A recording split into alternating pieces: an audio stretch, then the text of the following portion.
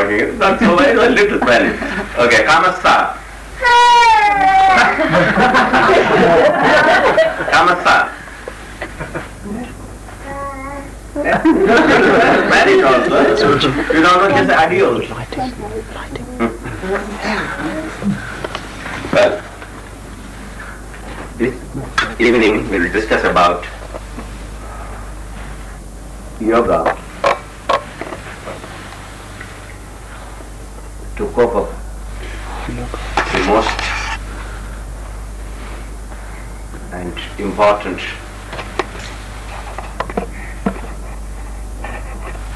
experience which we all undergo, called stress.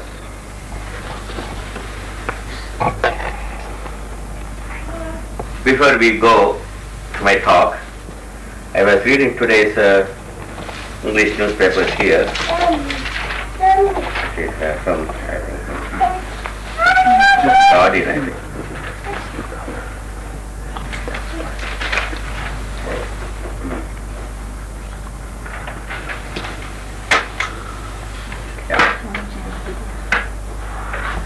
A small, the title of this article, it will also go through my lecture tonight. You got the top tables, the base of the world. Especially people travel by jet. The not ordinary people like us traveling by jet, but jet set. When they move on from one city to another city, London to Paris, Paris to Rome, Rome to New York, New York to Spain, what they are looking. You want to hear? It's very beautiful, you must hear that. Then you will appreciate how bad our life is and how good their life is. You can compare. Okay, Swami Padma, read this. We are very attentive. See, our life is so miserable compared to their life. Look at their life, what a life they are having. That's giving. Okay, these are top jet people. Because the wave is louder. There is a new fashion among high-flying jet setters. You are not, wait, you are not allowed to stop, talk here. I am the person to talk. What person is Tara? Tara, you are not allowed to speak here. I am the person paid for it. You are not paid for to speak here, okay? You keep your mouth shut, otherwise I am going to put this scotch tape over your mouth. There is a new fashion among high-flying jet-setters and expense account types who do not have to reckon the cost of their meals. So can you hear? Okay, make a little louder more. Increase the volume slightly above. The mark of the true international gourmet is to dine and wine in very expensive restaurants perched on the summits of towers hundreds of feet in the air. Alexander Eiffel started it all when he designed his 984-foot structure overlooking the Seine, the dazzling fountains of the Palais de Chaillot and the Champ de Mars. There you could linger over your langoustine, No, they gave it to you. la américaine, I don't know what it means, but anyhow, I guess what it is. while sipping a medium dry pulley. No, how miserable we are. We can't pronounce that. Suppose you go to a restaurant like that, we don't know how to pronounce it. They look up and look at this illiterate hillbilly can't even pronounce Bethia prefers the pillar. Okay, doesn't matter. Just read it fast. Alas, that was some time ago. Now they have dismantled the fittings of the restaurant that used to be one of the great temples of gastronomy and crated it up for shipment to America. Where Paris once led, other cities across the world have raised soaring columns of steel and masonry to pierce the affronted clouds. and the beacon glow of their revolving restaurants guides the high diners to their destiny with menus the price of which match the heights of the towers. Such diners are known in the gourmet trade as captive sitters, or more colloquially, court cookies. Trapped between the aperitif and the service charge there is just no other place to go, but who cares? Mostly they can afford it. The fortunate ones take their palates up to the twin restaurants at the 700-foot level of a slender spire of architectural beauty that rises out of gracious forests near Stuttgart. Here the best Rhine wines... Have you been there? Yes. But just have you been to this place? Read again that. The fortunate ones take their palates up to the twin restaurants at the 700-foot level of a slender spire of architectural beauty that rises out of gracious forests near Stuttgart. Here are the best Rhine wines from Europe's most northerly vineyards. The gossamer lightness of a vintage from the Moselle with its red and black label signifying nectar quality. Try a bottle as an accompaniment to fresh ox tongue with raisin sauce. See how uncivilized we are, eating carrots and rabbit food. Look at, there's no ox tongue. Or that formidable mouthful. What? Ganzleber mit Apfeln, Zwiebeln, gedacht. That's goose liver stewed with onions and apples. Not so far from Stuttgart as the jet flies is the Euromast restaurant, 383 feet above Rotterdam. Here is the artistic spread of a Dutch cold table furnished with jumbo-sized salad, brutes, winkel sandwiches, sausages with sauerkraut, and the 22-dish festival of food called the Indonesian Rijsttafel. But don't forget the potage schwenningen, a fish soup. This is a fish soup with shrimps, cooked in brandy and white wine. Take a Sabine flight to Brussels and rise in one of the express lifts to a restaurant in the topmost sphere of the atomium for a meal in a molecule. The purist may argue that the atomium, a gleaming prototype of an atom of crystal magnified 150,000 million times and left over from the 1958 World's Fair, is not strictly a tower, but no gourmet sitting comfortably by the plexiglass windows 334 feet above a royal park will quibble about that when confronted with tomatoes stuffed with shrimps, ox tripe in Madeira wine, or filet américain. Your tongue is watering, is it not? Chopped raw beef prepared with egg yolk, oil, capers and onions. Had your fill of Europe, so travel to Egypt. The pharaohs, who dreamt of touching the hands of their gods from the pyramids, could never have imagined the Tower of Cairo, rising 561 feet above the island of Gezira in the Nile, 150 feet higher than the Great Pyramid itself. Judging from the size of the bill in the restaurant, here the god concerned is now very definitely Mammon.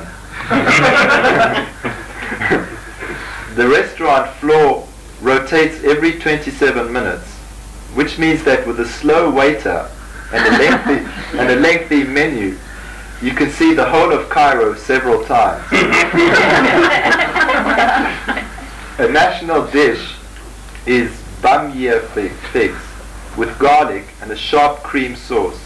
The fierce Araki beer, however, is a challenge to European stomachs. Jet across the Atlantic to Seattle's Space Needle, another relic of a World's Fair 1962, where gilded rocket-shaped elevators whisk you up to the spectacular restaurant at the 500-foot level overlooking the Pacific Ocean and the futuristic curve of the monorail below. Your table rotates every hour, which gives sufficient time to revel in veal scallopine, sautéed in fresh butter, mushrooms, herbs, and sherry wine, followed by the last two, the comment, the last one, please hold it, okay? The very last two sentences, just hold it there, okay? That will hold it. Rest of you can finish it. Finish?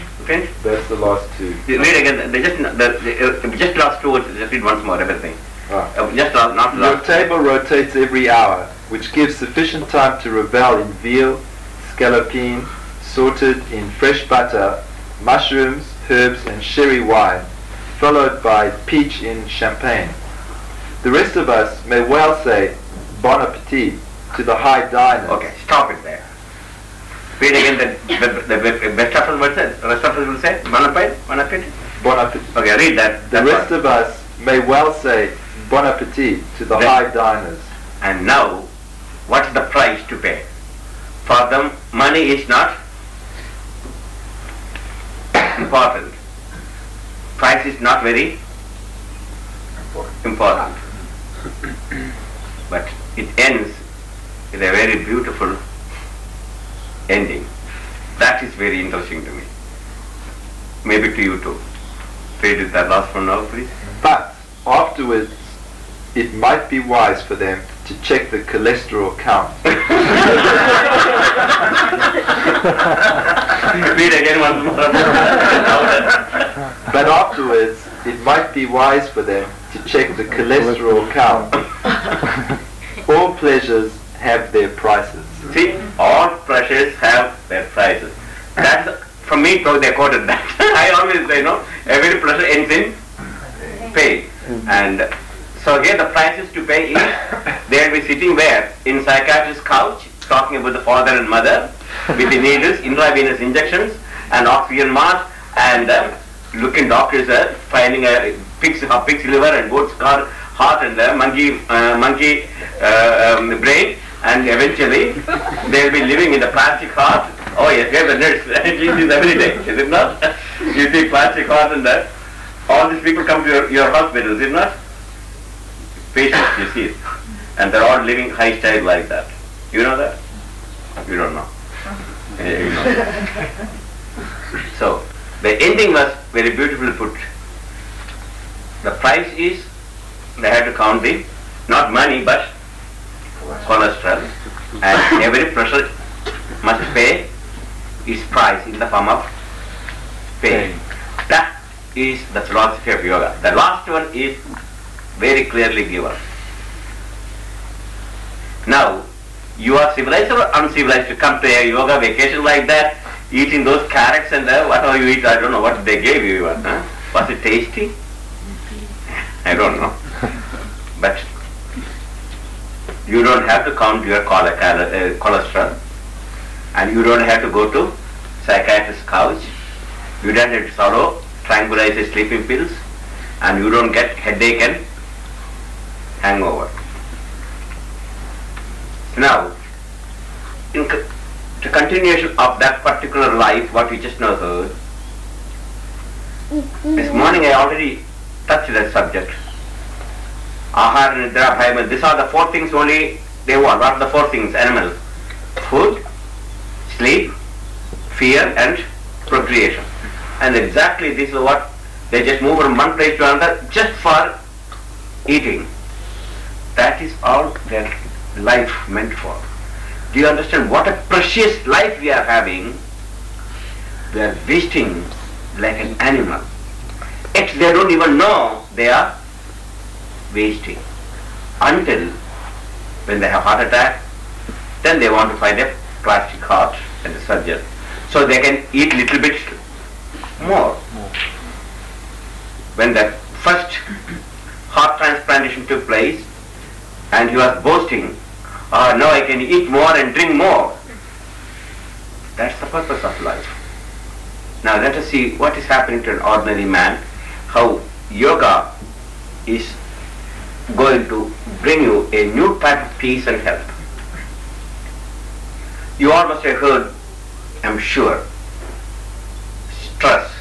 If you didn't hear, you all must have felt it. Show me who hasn't ever felt what the name called stress. Everybody, in some form. What is stress? These beams carry to certain extent the weight of the roof. If I pile up another 2 or 3 more stories, stress will build up and this beam will crack. Simple understanding. But what is the breaking point?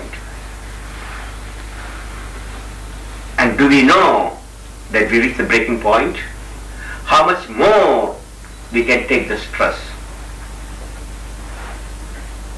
Even we are not engineers, I'm sure we can put Swami Padma on the top of the roof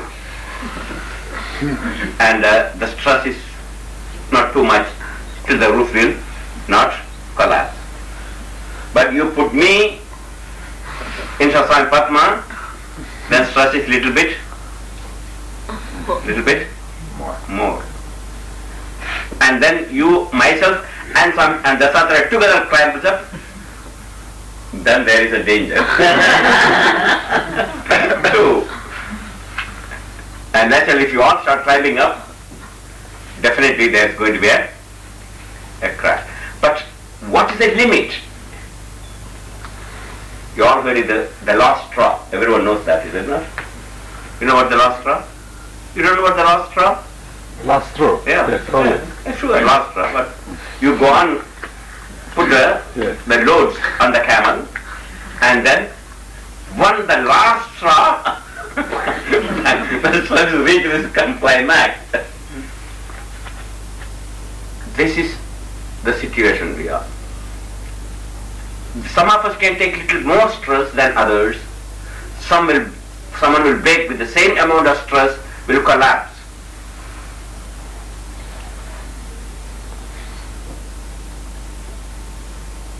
How and what way yoga can help?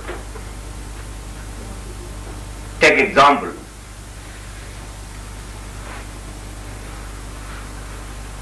Primitive man lived in the forest. His main way of living, survival, is by hunting and maybe gathering berries, roots. He did not have much problem of the modern stress because he is able to use his energy in the right condition. That is the mechanism called flight or fight mechanism. As he is in the forest gathering firewood or gathering berries, suddenly he heard the sound of a tiger. What would he do? He can only do 2 things. What? Either to run or fight. This is called flight or fight mechanism. So he will try to run, if not, he has to fight to survive. Either way, he has to use his physical energy, either to run or to fight. Both ways you can release that energy by the sound.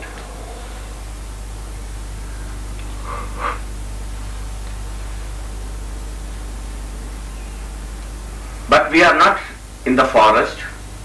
We are living in London on the 10th floor, 5th floor or 100th floor. How far you can run? Naturally, in London apartments, you don't find tigers. Was there a tiger? We never see a London apartment tiger. But you do have tigers also. In the best apartments, even palaces, like Queen living. What type of tigers exist? Stuffed tigers. One simple example is phone, telephone, very convenient. Now, in the apartments, you have 2 bedrooms, 1 living room, and a kitchen and a bathroom. It's not too much to run. How far you can run from bedroom to kitchen, kitchen to living room? So the wife is cooking dinner for her hungry husband coming from office. When he comes, he's always hungry. He wants to eat an elephant, oxen, elephant. And she's a good cook, and she knows how to please her husband, because husband's heart is through his stomach. So if she wants to make cook tomorrow, she must make something very good. So she was cooking, and she knows he is very hungry and he is working very hard, and the food must be ready. There's a usual punctuality is there, especially when he comes back, he needs his meal ready. So she's a little late, already tension breathing up, because any moment he is going to arrive, and still she's late for 10 more minutes to finish the cooking. On that condition, suddenly the phone rings in the living room. The tiger is roaring like the man in the bush.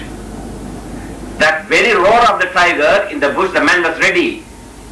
The same mechanism is now been activated in you. The muscles are ready, and she's ready to run to the living room to take the phone. But here this cooking is very important too. She thought Maury is going to answer the phone, or somebody, some other members of the family. Waited. Still her muscles are ready. If nobody is answering, I am going to answer. Muscles are under tension, and the ringing each time it rings, how it is. But please someone attend. But no one attended the phone, and phone stopped ringing. The crisis is over, is it not? Crisis is over. Is it? That's what you think. That tension created by that first sound of the ringing, that still the muscles are in the same condition. You did not give a counter suggestion to relax. You may not see it, but it happened. But not only that, mentally now worrying. Who phoned? Whose phone was it? Maybe husband. Did he call? Maybe he's late. Maybe my son is out. Is he got into an accident? There's no worrying also. Somehow that incident is over.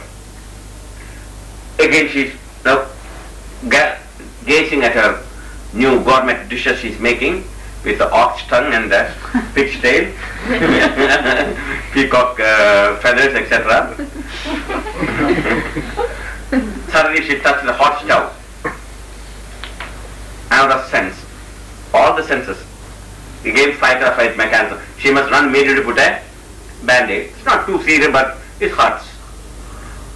So she went, got it done, or she waited, let me finish this cooking, I can take care of this later on. So again, well, even if it comes one after another, the crisis, somehow we will be able to cope up. But sometimes it doesn't come in this series. She is cooking with a great attention. At that time phone rings, and simultaneously at that time, at the very moment, she also touches the hot stove, and then child cries in the next room, and then husband comes home. Now tell me, what type of flight or fight mechanism she have? I did not exactly the situation you are facing. This is the situation of our daily life. So many times, it may not be very serious from your point of view. Oh, this is a phone, just a small tiny hut, and this child is crying. But each time a sound is coming, it is the same thing like the primitive man. The two mechanisms are there. Either you must run and take it, or you must fight it. But how are you going to fight a phone? You can fight a tiger. Or how can you run from bedroom to living room? That's all you can run. So there is no way you can diffuse this built-in tension. This builds up. And then suddenly, dinner is over, you put the child into the bed, and then, what is the thing? Before you go to bed, you turn the television on. Oh, and then you lit the cigarette and have a drink, and now you are relaxing. You think you are relaxing. And what's your spine is now curved there, and the muscles are struggling. But anyhow, you don't care. And the television opened, and there comes first, in your living room, there's an explosion. In your living room. And you saw dead bodies lying everywhere. And then comes a voice, there is a bomb explosion in US Embassy in Beirut, and 100 people died and 300 people injured, and you see the blood flowing, and in your living room you are seeing that. Now tell me, what is your reaction? Oh my, very bad. But you do not know what type of stress. Already the whole day you are building up this tension, and you didn't release it, and now that is what happened? The flight or fight mechanism. Oh, thief is there, oh my God, who is going to steal my egg? Yes, nobody is still, don't worry. So then, suddenly we saw the late news, and then you want to see a recreation, a ball game, a football. Look at English football, cricket, which is national game. Football. You are sitting there with a gay cigarette, that's a deep breathing. That's all you can move. That's all you move, you know. Turn to the, and watch that, an hour of that game, or prize fighting. And you just act, imitate. Your nervous system and fight or flight, each time when they hit, you also get hit. Just a small story, it's not a story, real happened. Just before, first time, Muhammad Ali came from his retirement after 3 years, because of a problem with the military, he was suspended from the boxing, and then he is coming back first time to claim his world title. So he was undergoing training in Miami. I happened to be there, so I just went and saw him in the gym, because they're training, he's been training, getting the special training for the prize fight. So I went and saw in the gym, and during this gym I watched him. Most of the time he's more into though he's a spare partner, is only spare partner? Spare partner? Sparring partner. And he's most of the time stays in the rope and getting to take some extra air. I knew that his breathing is not sufficient, he won't be able to take long time, he get very shallow breathing. So at the end I gave him a complete list book of it and told him, Muhammad Ali, you must change your breathing habit, your breathing is shallow, unless you won't be able to take too much. And I gave some advice and demonstration, and then I left. Then I was in Los Angeles. At that time actually Joe Frazier and the world title fighting will take place, and so my student said, Swami, would you like to go and see the Muhammad Ali and Joe Frazier fighting tonight, and the closed circuit television we can see it. I said, sure, I want to see how his breathing is. I want to check up. So few of us went to the theater where the big screen came to life, and they both start hitting each other. And what is happening to me? Each time when they were hitting, I also got. I was not aware of it. I'm just, oh my God, what is people are killing? This is called recreation. I was thinking, and my body is, doesn't matter who won, that's not important. When the fighting is over, the theater was empty, I was still sitting. I couldn't move. My stomach started churning acid. I never felt acidity in my life. First time the acid is pouring, burning. My body is almost like paralyzed by the fighting. And it took 15 minutes for me to just calm my body and mind. Though I know how to relax and how to do all these things. And yet, with the tension like that fighting, that 1 hour or whatever the time it took, literally brought devastation to my system. And I had drink gallons and gallons of milk afterwards to neutralize the acid. And it took hours for me even to rest and relax. I could not meditate afterwards. I could not do nothing. It was just a shock, as someone just banged left and right and left and right. Though it happened to them, but it also happened to my fight or flight mechanism. You think it's recreation. For your body, it is not recreation. It is stress.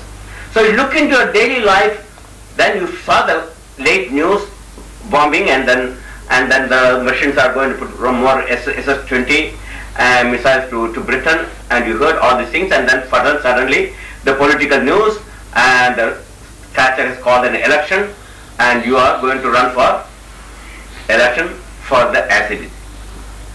With that, you have a glass of, again, what do you call, liquor, alcohol? What do you take mostly? British. Sherry, okay. And then went to sleep. What type of bed? King size bed, which is so soft. And already your muscles are all under tension and crooked by sitting and watching, and now you got into soft bed. The tension muscles, that soft, will put that, and the same tension muscle will further get contraction because the bed is very soft. Physical tension further increases. You are not aware of it. You think you are sleeping. You finish your 8 hours, 9 hours sleep. Then what? Your head is banging, back is aching and killing. And then what did you do? The first thing you reach the what? Cigarette.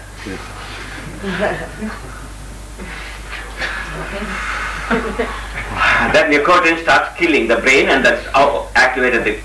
And then have a black coffee, a headache, and now the heart starts running wild like a dead horse. Just a dying horse, you give a couple of beatings, it will still run a couple of times more. That's what. That 1 cup of coffee contains enough caffeine to make even a dying heart run a couple of times. Literally, so powerful. So and the heart was working whole night, and heart doesn't know what happened. Master, why are you beating me? I was working whole night because to digest one steak, it takes about 8 hours.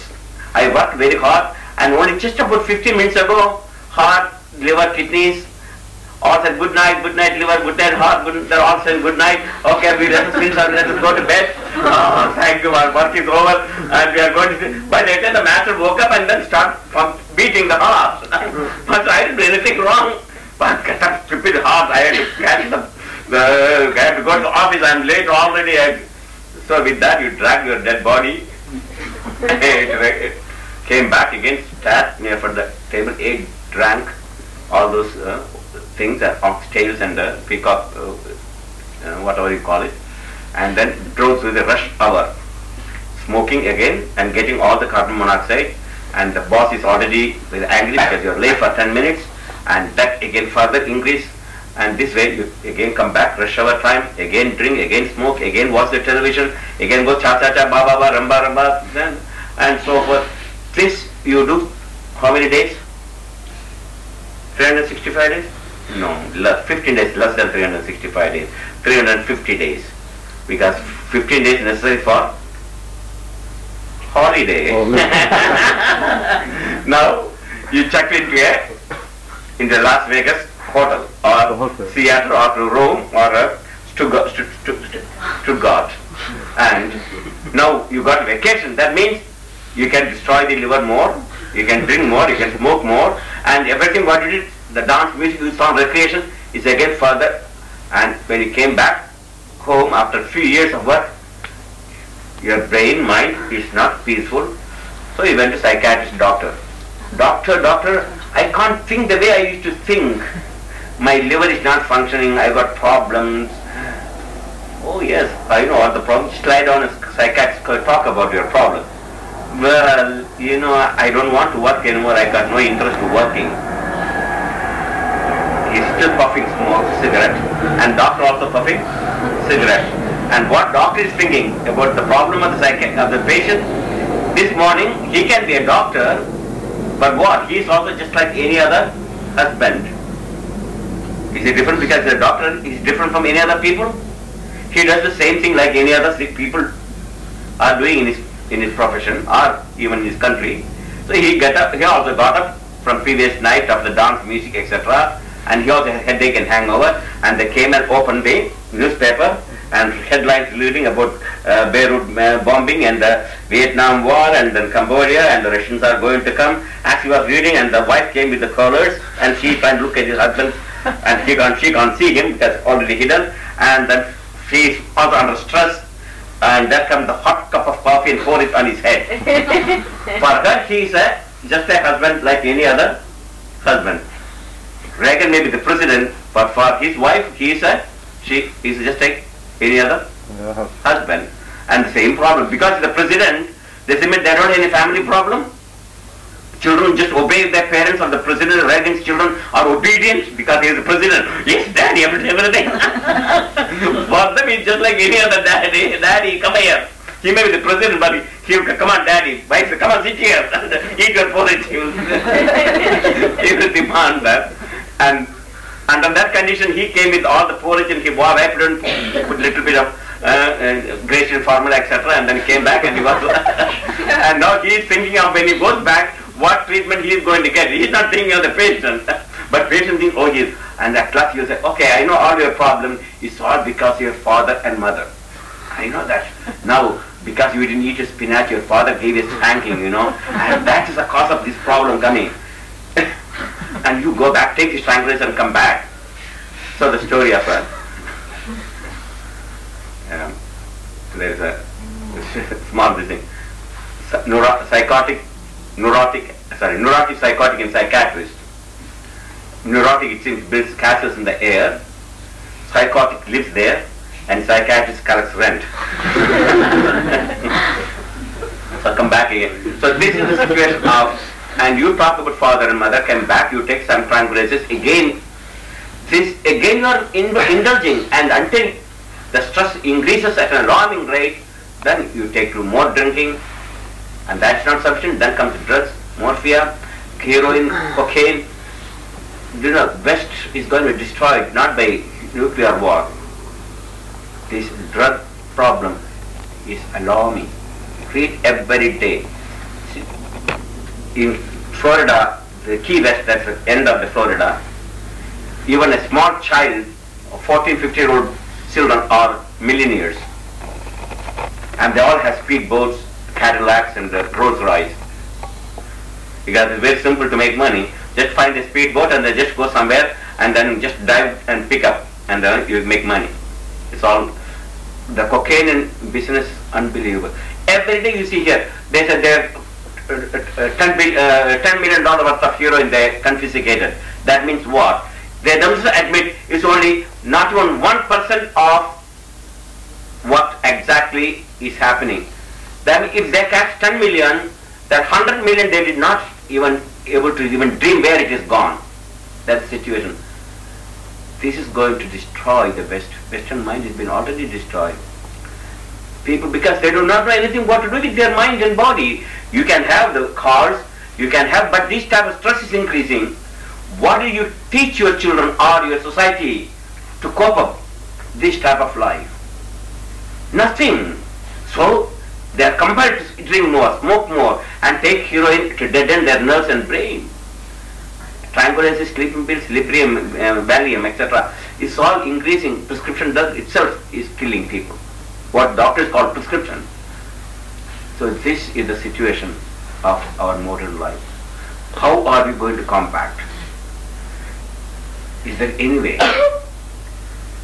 These are the things, the great leaders, people have money, they teach you how to increase the cholesterol in you, and they will teach you, this is called happiness. Go to the Eiffel Tower and then Brewery Tower and then sit for 8 hours and start eating, and 6 o'clock you start your dinner and finish it by next morning 6 o'clock, and then sleep the whole day. That is called life. This is what they are teaching, and they emphasize this point. Who is telling, oh man, you are going in the wrong direction? At least that man, the article wrote with that last 2 sentences, but that will not actually put any strike on. For me, that last 2 sentences, when I read that whole thing, I understood it's all happening. But ended beautifully with that 2 sentences, that is important for you to remember. So this yoga vacation, it did not try to bring any stress and strain, but we tried to diffuse it. How? Again, the flight or fight mechanism I mentioned, the tiger, or the sound, all 5 senses, brings reaction immediately, even without our knowledge. Example, you almost have heard the word polygraph, a machine used for detecting lies. It's got 3 components. If you don't know, I just give a fast explanation, very fast. This polygraph contains 3 components mostly. One is to test your breathing pattern, other your blood pressure, third GS are called galvanic skin response.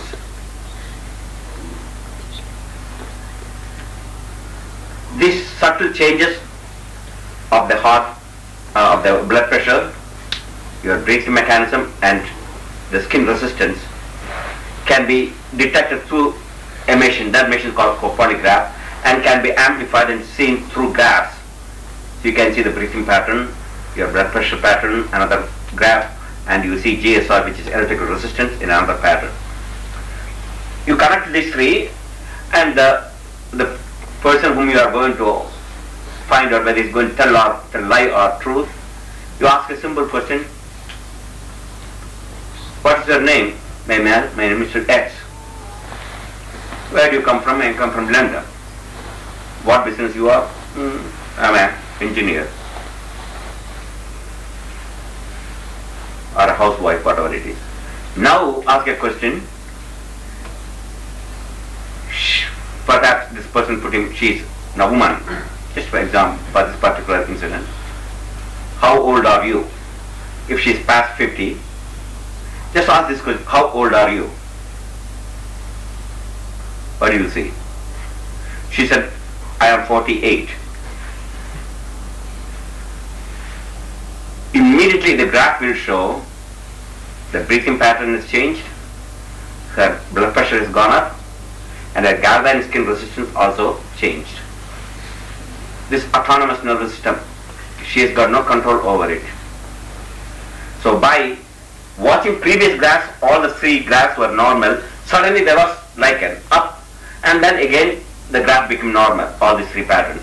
So from looking from that and this side, that particular stress caused by just asking an age, how old are you? Barbara, how old are you? 26. Graph says, there is lie. The graph says so. So even a small lie like that, telling your age, if it is there is stress on your breathing mechanism, on your galvanic skin resistance, as well as the blood pressure. This goes on. How many lies we have to tell, how many stresses we have to take. Husband asked, where is the money? Some money I don't find in my wallet. Wife said, I don't know. Well, she said, I don't know. It's a minor thing. But what happened? That's stress. And so what yoga is trying to do is, this stress cannot be diffused unless there is a specific techniques. The first technique is the physical, then second subtler breathing, third meditation. We have to attack the stress in 3 levels: physical level, breathing level, as well as mental level. As I told you, even psychologists admit, scientists admit, your breathing pattern will change if there is any stress. Of course, the subtle stresses you may not see by ordinary watching, but the machine will show you there is change. This is what yogis have thousands of years. Your breathing pattern will necessary to change your breathing pattern to change, to bring the mind into specific condition and bring peace. So anyhow, let us start the physical level of controlling the stress. Now please all lift your right hand up. Not all the way, just this direction please. Put it like that. Okay, hold it there. Hold it. What's happening? What is happening? It's getting little heavy. It's very little, small hand. Hold it there. Not each other. Don't hold each other's hand. That is cheating. And if I ask you to continue to hold, what is happening now? The stress is building up because you are fighting against the gravity, and the central nervous system sending messages all the time. Come on, hand, hold it there. Why should I hold? Because if you drop, there's a fire. You are going to burn. So, please do something about the fire. When you hold it, I am trying to. Please, someone calls the fire department. But fire department will come a little later. But how I have to hold how long? Until the fire department can put out the fire. Now, that's called stress. Now, release it. How do you feel it now? So, if you want to remove the stress, you must be aware of the stress first. That's the first important thing, which you don't see it. If you are not aware of the stress, there's no way you can diffuse it, release it. That's what yoga is doing. Each time you do an exercise, you are also allowing the body to relax consciously. Okay, Durganji, lie down.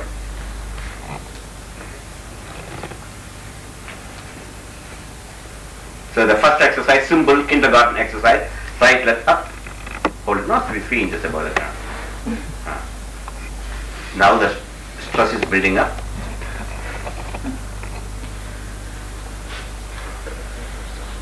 Drop. Now relax. Consciously. So that first you create tension and then aware of the tension and then you release it. Without this awareness of the tension, you cannot release the tension. Just like if I want to contract my muscle, first I have to send a message through my motor nerve to muscles, and muscles contract. So there are 2 types of impulses coming from this brain. One is the motor impulse going to the extremities. The other is sensory impulses coming to the brain, like the sound of the phone or a tiger or whatever, or touching a hot stove. These are sensory impulses going to the brain, and brain must take reaction of all these sensory perceptions, and then send the message. Okay, she touched a hot stove immediately. For some time, the brain doesn't have the time to contract, so it is done by through your spinal cord itself. That's called the reflexes. Reflex action takes place. Now, lying down itself is not merely lying. There is the process, what you call the mind. Relaxation is not just lying down. First you allow the gravity to take the weight of the body, so the central nervous system, the motor nerves can relax. There's no more motor impulses to come. The only time your central nervous system can relax without having any fear. Even when I am sitting down, even I'm leaning on the chair, if I fall asleep, still I'll fall down. So my body has to, but in this place, central nervous system knows clearly, nothing to worry, muscles you can relax. But still, if the fight mechanism, what happened during the phone ringing and you went to the bed, you never give a counter suggestion. You do not know how to give a counter suggestion. You never even knew it is necessary. You thought everything is normal, but that is not normal. That is what energy is completely depleting moment from morning till evening in this tension. So these asanas, even if you did not have the time to relax at that time, then do the shoulder stand. See? And here you are now using the gravity to release the blood circulation, because when you are sitting down, the heart has to pump the blood against the gravity.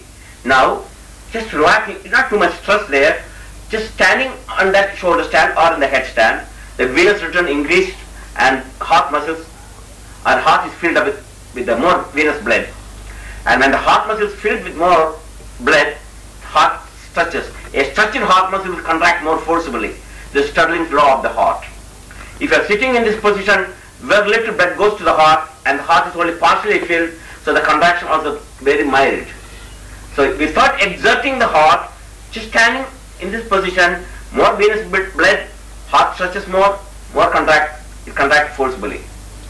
Now to increase the venous return further and reduce the tension caused by fight or flight mechanism, when the phone rang, your muscles are ready to go. Now that muscle you are exercising, or the simple right leg over the head, stretching, it's not violent motion, stretching, up, change, left.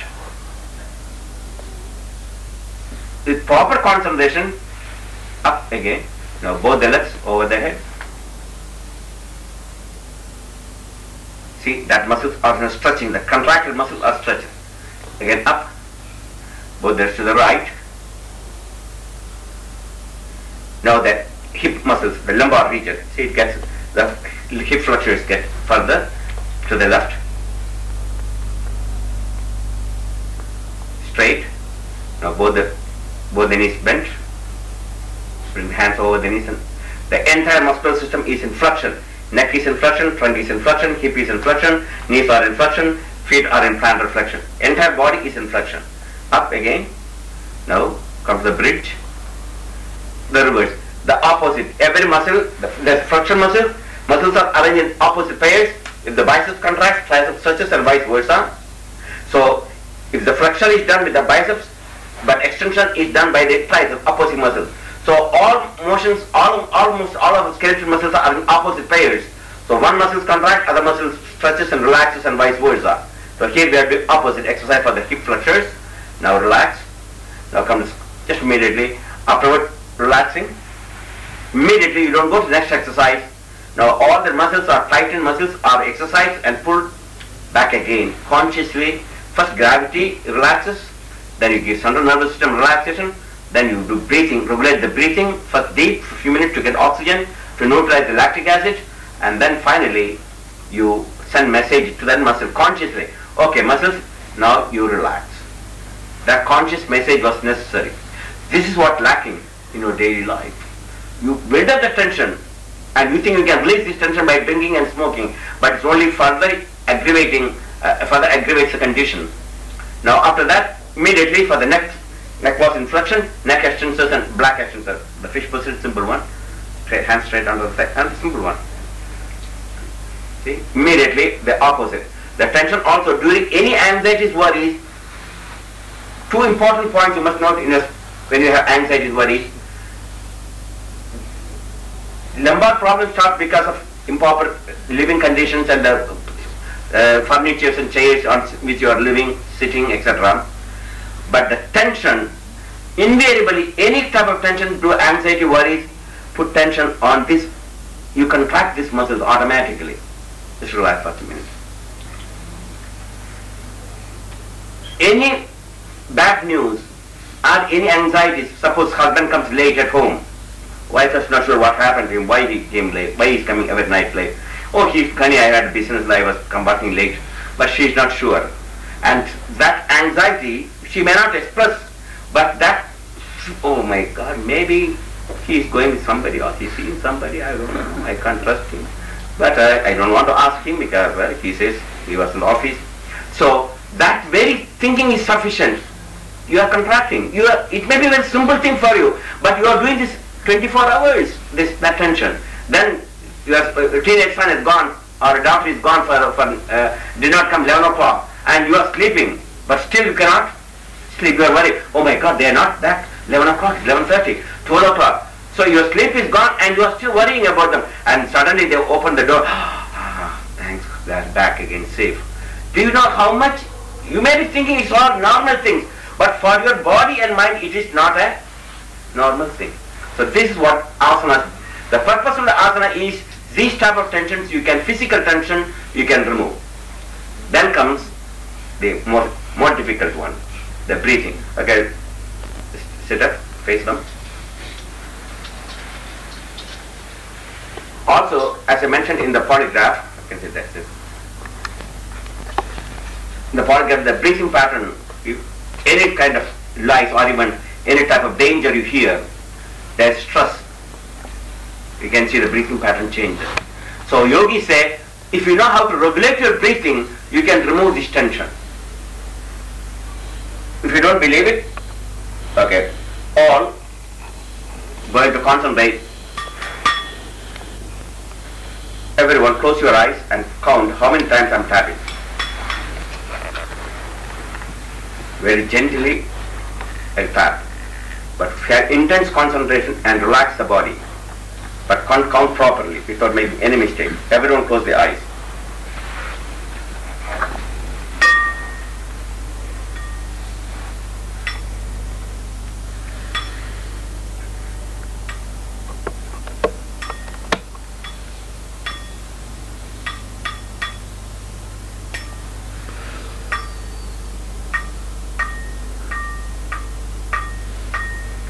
Okay, tell me.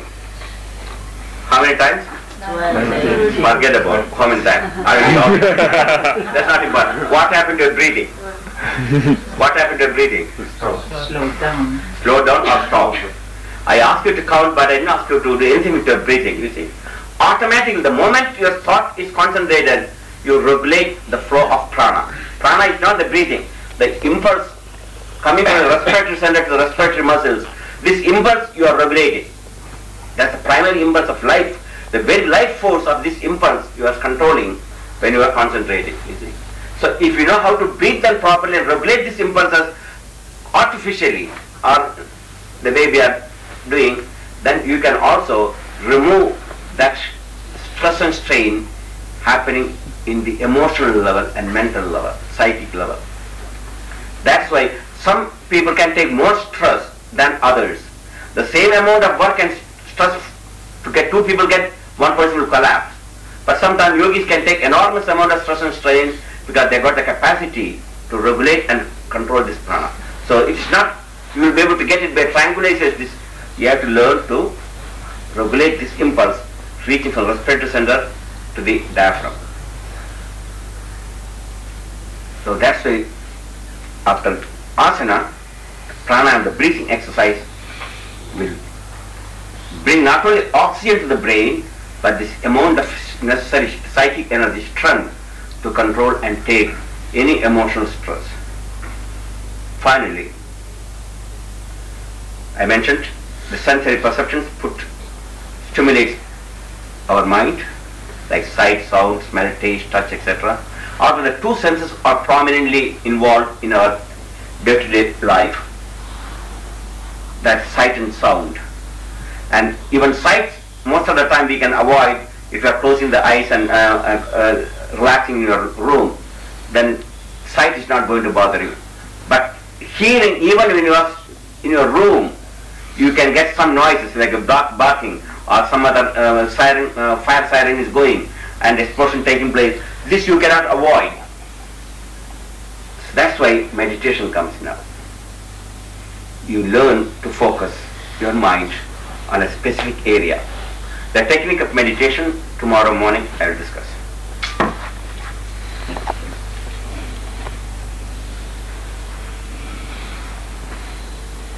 Because if I continue to talk, what will happen?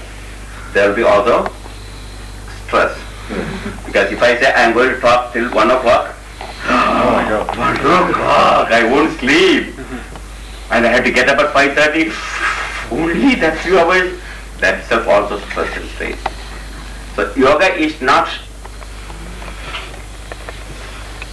a path of extremes.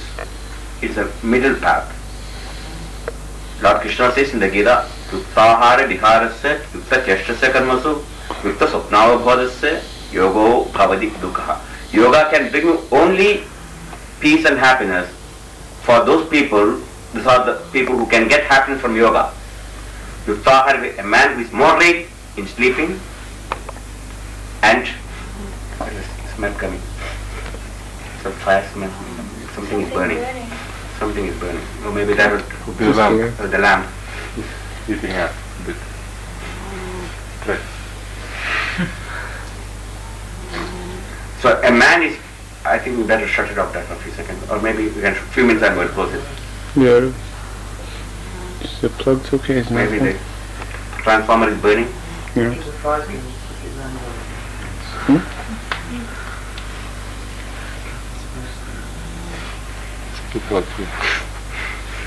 So a man is moderate in sleeping. A man who does not sleep, nor a man who sleeps too much, won't have any effect on yoga, by yoga. Nor a man who fasts too much and eats too much, neither won't have it.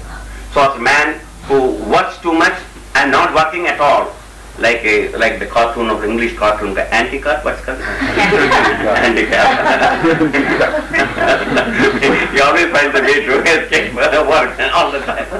He's got no problems with stress. Yeah? He's got no problems with stress. No, but also he has got no problem of getting success also. He won't go anywhere, he only can go to his couch and sleep. He's handicapped. Handicapped. So a man who sleeps too much or not sleeping at all also won't get any success. So a man who doesn't have any recreation at all, always work, recreation also, a moderate recreation. But a person who's going all the time taking the golf club and going to the golf, he also gets stressed only. He doesn't get any recreation. That occasionally you go for playing badminton, tennis or hockey or this or that is to remove the built-in tension on the muscles. But a person who doesn't play at all, only always serious. So yoga is a middle path. So it's not just a one-sided. Okay, that's the main important thing. Tomorrow I explain about the technique of meditation and the 5 points: proper exercise, proper breathing, proper relaxation, proper food, positive thing meditation, which is my major way of trying to control the stress and strain and bring the yoga for an ordinary human beings. And this we are going to also, of course, I written my complete list book of it, which is a Bible. But now we are making a book which is even ordinary people who doesn't want to go deep into yoga and understanding all the philosophy. These 5 points only we are bringing to a new book, guide in colors. And here also a great photographer who took that from my other hand. Then do you have a copy of that cover? Okay, give the cover. See, Oscar winning book. We are that's the next Oscar after Mahatma Gandhi. This is the next. This is the next Oscar we are going to win. It's a beautifully done, wonderful American, and also what's the name? Who is that? Lucy. What's the name? Lucy. Where is he? Oh, Lucy. And who else? He's not here. He's not here, Chris. Okay, give me that. Oh, Chris isn't here. Where is it? You didn't bring one copy, nobody brought it? We have a copy tomorrow. We should bring it here. Where is it? It's in my room. Get it now. D-I-N. You knew that was coming. Our master's on the clipboard. Shivananda's teaching is not to create stress, but that doesn't mean laziness. He always call it D-I-N. Do it now. D-I-N, D-I-N, D-I-N. Do it now, do it now, do it now. I sing this, masters to sing to us. I also start singing to Girish and others. And they said, D-I-N, D-I-N, D-I-N. Do it never, do it never. That is their own. Okay. The D doesn't mean stress, because you are alert about Because if you don't do that, tomorrow I will do, tomorrow I will bring it. It's not very difficult to go and pick it up, that thing. If you have to wait for tomorrow, then there will be more tension. Because tomorrow morning he will come for meditation, and then I am going to scold him because he is going to forget it. And when I scold him, that brings more tension. And you want to hear morning my scolding? No. See, when he was taking photographs just yesterday in his studio, I was a little bit maybe not smiling. So I said, please, Giri, stand in front of the Swami, he can smile at you. I said, my God, when I look at him, I can never smile at him. I can only do scolding. I can only shout at him, and you are asking to look at him and smile. That's the most difficult thing in my life. Whenever I look at him, I want to say hammer on him. And you have to look at him and smile at him. Just a joke. Sometimes little joke is necessary, not too much. Moderation, little joke. That will take the stress out of the serious business, you see. That's why sometimes few jokes now and then. But I've recorded your expression when you said that. Is it? I photographed it. We can prove it now, you see. Anyhow, the book is a marvelous production. I think, as I mentioned, it could maybe the next Oscar-winning production. The beauty of the thing is, everything is explained pictorially. It's too much they don't have to read, as most of the people don't have the time to read. And so they can just see it fast, because they have to catch the train. The tube, catch the tube. So they can just look at the pictures fast, even while, and find the method. So it is very well done production. We hope to release it by September. And a few pages I saw, and the cover and so forth. And it's today. That's the idea behind it. That's a commercial, you know. Because we need money. Advertising in there. We're going to get them on tape as they order. We need money also for our peace mission, because I'm going to have a talk to tomorrow my peace mission, which I'm going to West Berlin, firewalking ceremony, another firewalking ceremony, maybe revision, etc. coming. Look at this, the cover. That's the getup. Not beautiful? Here's liquid. And inside some of the pages, see the production. I think no other ever book, ever yoga brought this art, both art as well as the yoga.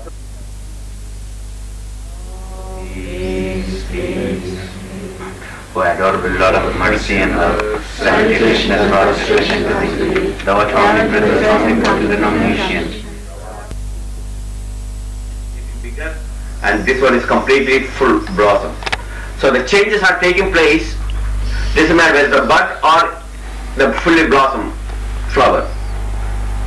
But here the change is to open it up, and here the change is the opposite direction, decay. See? So you think only you look at this beauty now, but this beauty is not permanent. It is a moment by moment this change is taking place, and here the beauty is not out, and that beauty will blossom in time. Same thing with our life too. Some of us already fully reach its maturity, and then we are on the decay side. We are slowly withering like this old flower. A peach we know beautiful, but it is going the other direction.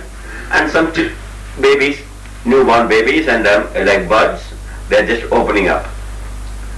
But now the question is, the change is inevitable, but we can reduce and slow it down or make it faster. You want to see the power of Swami Vishnu? See that? What happened to it? I have accelerated its destruction. Or I can put it back in the water, and what will take in 10 days, I did in 10 seconds. There, of course, even if you put in the water or all the nourishments, still it is changing. But there's slow process, here it is faster process. This process, what I did, is called catabolic process in the body, and the other opposite, the catabolic process, the anabolic process, the growth. So there are two aspects of life, catabolism and anabolism, when you come to the body. In the anabolic process, there is rejuvenation of the individual cells, like in a growing child. The anabolic process is more, and the little catabolic process there, the changes, destruction also take place, but not too much. So the body grows up to 18. So 18 years approximately, the anabolic process more and catabolic process less. Then there is a period, a balance, like a blossom flower, you can see very beautiful, fully opened. Here the fully opened tulip, and that appears to be steady. Though there is change taking place, there is a balance between catabolic and anabolic process. This is called youth. Up to 13, 18 to 30, this balances itself. So you call your youthful life. After 30, it goes opposite direction. Catabolic process increases and anabolic process becomes less and less visible. Eventually, the cells cannot anymore multiply or rejuvenate, and all the cells of the body then reaches the final catabolic process called death. But even after the final catabolic process, the body is dead. It never stops its process of changing. Still, it changes into another called decomposition. Now is composition. As I eat the tomato, tomato is composed into my body, and then my body dies, it decomposes, and then part of the tomato plant. If you put a tomato plant, the decomposed matter becomes again composed into tomato back. So composition and decomposition, the two processes. Now, even while I am alive, still the composition and decomposition take place. Many of the cells, thousands of cells are dying at this moment. I am not aware of it. So what yoga is trying to do is, can we reduce the catabolic process and slow the decay process of this body? That's why 5 principles are given. I divided the whole technique of yoga and put it more modern way and synthesized it into 5 aspects. Like in an automobile, you need how big the car and how expensive the car is. First and foremost thing is oiling and lubrication. Second, it needs a cooling system. Third, it needs a battery. Fourth, gasoline. And fifth, a sensible driver behind the wheel. Doesn't matter which car you buy, what model, what make, how expensive it is, that doesn't make any difference. These 5 principles are essential. Your body is a vehicle. This is the first thing to remember. You are not the body. This is what most difficult thing for a Western mind to grasp. This body is like a car, vehicle, and we use the vehicle to come here. Some came by bus, some came by their own private car. So some have bigger cars, some smaller cars. But only the problem is we can come only individual cars according to your karma. Some of you are born in Britain, others in Germany and so on. But where you are born, in order to evolve, you need a car, vehicle, to reach your destination. Destination is that infinite mercy gods, merging with the God. So we several thousand incarnations we had before. It's not the first time we are here. Several thousand incarnations. We are born, again we died, again we are reborn, rebirth. This goes on this cycle forever. Each incarnation you learn more. That's why you came to the yoga retreat, though you are born in Britain. It's not yoga, it's new to you. Many of you already have experience of this yoga in the past incarnations. And you came here, you can see many of the students practicing asanas and meditation, japa, etc. It's not because you are born in this life and it came from in this life. This came from the past experience. Some of you little bit went into yoga and then left. Some of you just stayed quite a long time. And just like some people went to learn piano. After 3 months, quit the piano. Others continued for 2 years and quit. Others continued after 10 years and became a master and start playing in the Carnegie Hall. And the person who went, how come I am not able to play in the Carnegie Hall? Because you did not pursue. In next life, if you try again. So you got many chances are there. So yoga too the same thing. Spiritual evolution also takes place in each incarnation. In this incarnation, photographer, I forgot your name. What is your name?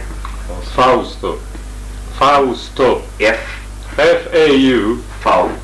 S-T-O. Chef's house and Faust's house. Chef's Villa and then Fausto Villa. Now I can remember it. Fausto. Because I always connect something already existing. Otherwise I will now able to remember. So Faust, Chef's stove. Next time I remember Faust stove, faucet and the stove. Faucet and stove together. Or Faust. Faustic? Faust. You know, the devil in the spirit. It's the devil. Faust, the devil? Faust. Okay, Faust stove. Okay. He understood yoga only through photography. That's the first initiation came. Maybe the last time he had some skaras of yoga, I didn't take seriously. And in this life, he took seriously by photographing yoga. Next life, he may be a Swami. So this is how it goes. It's not that your evolution just started yesterday or tomorrow, day before yesterday when you were born. It started thousands and thousands of lives before. Each incarnation through trial and error, we are making lots and lots of mistakes. And then you got in same trouble, same child, born to your parents, lying helplessly, and then grew up and studied again A, B, C, D, 1, 2, 3, 4. And then again got married, first wife, second wife, third children, fourth children, and then grandchildren, and sit in the wheelchair, die. But death is taking place, but we are not aware of it. Just like the flower is not aware of is decaying, so also I am not aware of I am decaying. But you look at this grey hairs, all this came all at once. Look in my complete illustrated book of yoga, there were no grey hairs in those days. But it did not come all at once. It is happening every moment, Barbara. You know that? Even now it's happening. Can you see anything happen? Any grey hair coming out? Can you watch, please? Can you see any grey hairs? Is there anything coming up now at this moment? At this moment it's changing. Somehow there are still some few black hairs there, is it not? Is it changing at this moment? Parvati? It's changing, no? You don't see, but it's not. It's happening or not? Not probably. What that yogi you are. Not probably. That process I cannot stop. Even with creation formula. But still the process will go on. So also Parvati, your nose also changing. Though you are not aware of it. So your hair also. Now in a few years you will become more grey like me. But it takes a little longer time. Like she is. One day you will be also like that, like me. So, first thing and understand this, your life is not just for playing, like Dattatreya, always he plays. It's not meant for playing, it's meant for evolving. For this you need a body. And so, first think that vehicle and then you take care of this car. Some people, two people bought the same car, same model, but one car runs for several years, other breaks down, the other person did not take care of it properly. So when you want to take care of the body, oiling and lubricating of the body, asanas are postures. The relaxation is the cooling system. Third, the battery for the body is the solar plex, which you can recharge through pranayama. Fourth, the gasoline or the petrol for the body comes from the food, water, air and the sunlight. And the fifth, a sensible driver behind the wheel is the mind. In the West, you never consider the mind also is a part of your life to find health and happiness too. You divide this all different aspects of life into different compartments. Health, hygiene different, breathing is different, mental problem is different, psychological problem is different, emotional problems, spiritual problems, philosophy. You all made into compartments. But yoga is not a compartment, it's a holistic view. Emotions are part of our life. So if there's any mental tension, mental stress, it increases the catabolic process. So merely getting up in the morning and then just brushing your teeth and putting some deodorant and channel 5 and channel 6 and start running, that's not going to help because catabolic process will increase. So to reduce the catabolic process, part of your life is meditation. Of course, meditation is also meant for other purposes, mostly for spiritual awakening and to aware of your inner consciousness. But the very process of meditation do affect your health and reduce the catabolic process and increase the anabolic process. The decay process is reduced. Without meditation, you cannot reduce this catabolic process. Physical problem comes, not only mental problem. So meditation is to control the mind, that's a driver. Oiling and lubrication is asana postures, and breathing exercise is to rejuvenate, to recharge your solar plex, the battery, and the petrol for the body comes food, water, air and the sunlight, all different. Now if you use these 5 methods, you can reduce the catabolic process and prolong the bodily youthful state. So between 18 and 30 is the average youthful period. You can prolong from 18 to 80 because there's very slow process of acceleration, not fast, as I just shown in the example of the flowers. So if you drink, gamble, smoke, etc. and enjoy little cha-cha-cha, you accelerate your destruction of this body. And it's not only, you can prolong the life like in the Barney crop, where the artificial heart, you may have 2 months if they prolong this life. It costs almost $500,000 to keep him 2 months with an artificial heart. And what did he achieve? What did he achieve in the 2 months? Suffering and pain. And then what? Though the heart was pumping, heart was still working, all other organs decayed. Massive degeneration of your brain cells and the lungs and all other respiratory system, the excretory system completely went to alarmingly degenerated, and so the patient died, but heart was still pumping. Barney clock heart was still pumping when he died. So what did they do? They turned the heart off after death. Generally, heart stops first before you die, isn't it?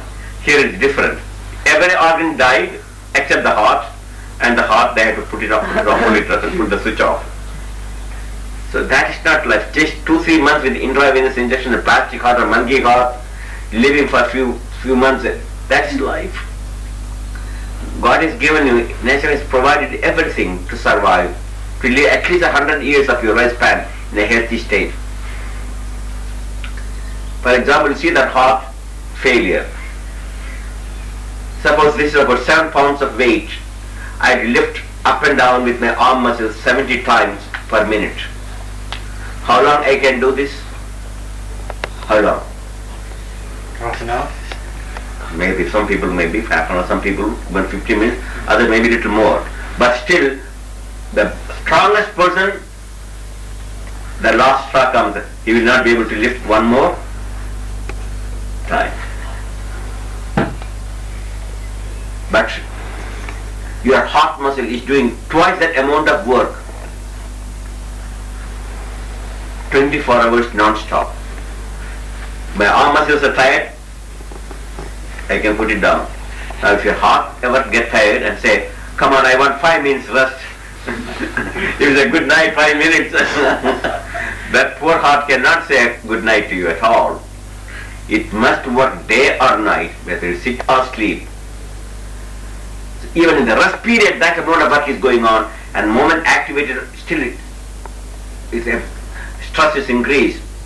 But still it will carry on the work until you die. Even after your death it will function. That's why they are able to transplant one dead man's heart to another person. And it started functioning even before you were born in intrauterine life. Such is the mechanism. No pump, whether made of plastic or even gold or any metal, platinum, etc., can survive a pump 100 years without breaking. But your heart can do. Then if that heart is not functioning, it is your fault, because catabolic process due to lack of oxygen and nourishment to the heart muscles, and the heart muscles paralyzes and die due to occlusion of the arteries. So you destroy the heart. You attack the heart and you blame the heart attack. Heart never attack. Have you seen heart attack already? Never. What about Rajeshwari? Where is she? There you are. No? Where is she? There is no heart attack. Heart never attacks anybody. You attack the heart. So the catabolic process, that's the first and foremost thing. And when you come to catabolic process, also elimination comes, very important. This is what we don't even think of. We think of nourishment, food necessary for the cells to multiply, to increase the anabolic process, building. You need protein, carbohydrates, fat, vitamins and minerals. These are the 5 food products necessary for the body. But even if you take all the protein you want, the protein becomes a very poisonous substance. This again you must remember. First of all, protein your body cannot store, like carbohydrates. Only certain amount of protein only body can use. Whatever it cannot use, it must eliminate in the form of urea. And the urea is a very energy consuming process. Urea is the product coming out of the nitrogen base. Like in the carbohydrates, carbon, hydrogen, oxygen, 3 types of atoms. And that means combined with oxygen, like this lamp, it releases energy, and after burning, it releases the carbon dioxide and the water. Same way, you use the muscles and you burn up the sugar in the form of glucose, and in order to burn you need oxygen, which comes through inhalation. So carbon, hydrogen, oxygen mix with the inhaled oxygen, become carbon dioxide, oxygen and hydrogen become water. Water elimination, there is no problem. For the carbon dioxide elimination, there is no problem. You can exhale carbon dioxide. But in the protein you got 4 atoms, carbon, hydrogen, oxygen, nitrogen. There are also carbon dioxide and water created just like the carbohydrate. But then next one important atom eliminates called nitrogen. Nitrogen is a very complicated molecule. It's not like carbon dioxide you can exhale. It has to be it's not water soluble, so it has to be made into water soluble by converting into ammonia, which water creatures do. But that's where it's poisonous for us. So we have to take still more complicated molecule called urea. So the more you take protein, the more urea has to be eliminated. That means your excretory system is working very hard, and at a given moment 1/3 of the blood must pass through the kidneys to filter this urea and other waste products. Whenever the blood pressure goes down, the kidney can stimulate the heart. Come on, heart, what are you doing? Come on, a little bit more fat. So much poison there. So eventually kidney failure takes place, liver and the heart is overworking, and the cells are loaded with poison. Plus meat contains innumerable products like sulfites and nitrates to many preservatives. Then the antibiotics and stilbestrol, hormones, etc. used to fatten the animals. You can name over 2,000 chemicals there. And some of the meat, when I was in New Zealand, they were reading some of their magazines. And I never seen so many sheep like in New Zealand. Anywhere you go, up, down, bottom, valleys, everywhere, sheep, very few people. There are about 60 million sheep and 3 million people. Then I read naturally their main export is the sheep, the meat. And they export mostly to Britain. For Christmas time,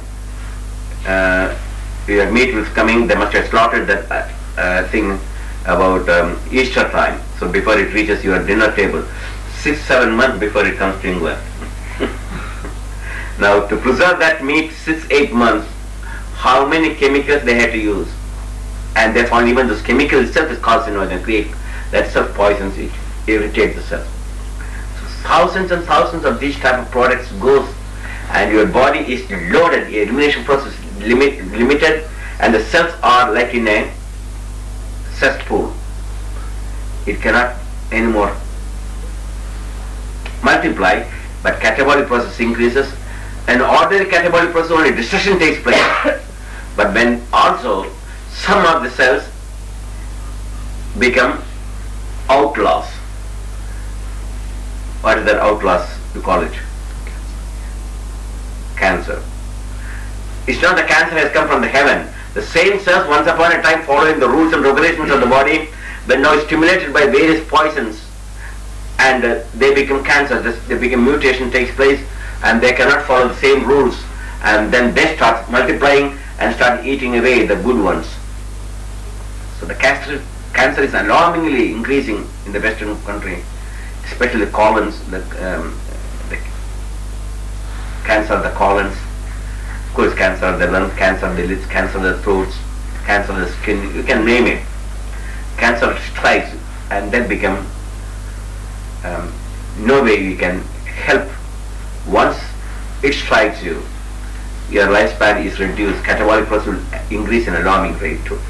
So think of that. If there is any problem, if you think of even cancer risk, if your elimination is proper and you are vegetarian and don't load your body properly and follow these 5 principles, you don't have to worry at all about cancer.